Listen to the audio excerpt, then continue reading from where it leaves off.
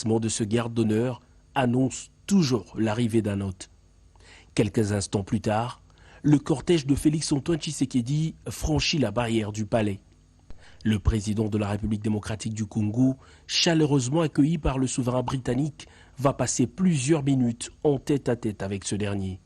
Un entretien essentiellement centré sur une coopération que les deux personnalités souhaitent raffermir dans le domaine notamment de l'environnement.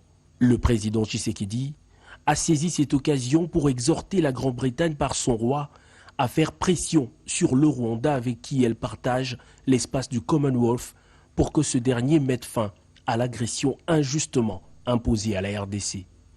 Après cette rencontre, les discussions vont se poursuivre entre les délégations de deux pays. Question de mûrir les acquis de cette rencontre. Et c'est peut-être une nouvelle page qui s'ouvre dans les relations entre la République démocratique du Congo et la Grande-Bretagne. Cet entretien entre le président Félix-Antoine Tshisekedi et le roi Charles va-t-il aider la République démocratique du Congo à faire accepter sa logique au monde? Ça, on le saura, on l'espère, très vite. L'agression barbare du Rwanda. Le sujet est également revenu lors du débat autour de minéraux, société et environnement de la République démocratique du Congo à l'initiative du programme Afrique de Chatham House. Félix-Antoine Tshisekedi, qui a présenté la situation générale du pays, a rassuré l'assistance de son engagement à maintenir l'élan de l'alternance au sommet de l'État avant de rassurer de la volonté du pays à obtenir pacifiquement la fin de l'agression rwandaise dans l'est du pays pour le bien-être des populations. La pression diplomatique n'est pas la seule option envisagée par la RDC pour mettre fin à l'agression du Rwanda. Face à ses compatriotes résidant à Londres, Félix-Antoine Tshisekedi ne cache surtout pas ses intentions et sa détermination. Vous êtes ici au Royaume-Uni, pays du Commonwealth, pays dans lequel se trouve aussi le Rwanda. Votre travail doit consister à sensibiliser les autorités britanniques pour que leur pression s'accentue sur le Rwanda. Nous ne voulons pas en arriver à l'extrême, c'est-à-dire à la guerre, mais si on nous y pousse, on n'aura pas trop le choix que d'y arriver. C'est bien sûr la dernière... En père de famille, le président de la République a demandé à ceux de Congolais vivant en Grande-Bretagne qui se sentiront à l'aise de revenir au pays, car, disait-il, la lutte actuelle nécessite les efforts de tous. 21 coups de canon tirés à blanc résonnent depuis le parvis du Jubilee House d'Accra au Ghana. Un invité de marque a fait son entrée ce jeudi 20 octobre 2022 dans ce palais présidentiel.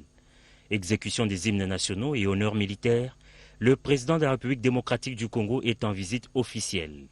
À la porte vitrée où l'attendait son homologue de la République du Ghana, l'accueil était chaleureux. Monsieur le Président. Ça me fait plaisir de vous voir ici à Accra.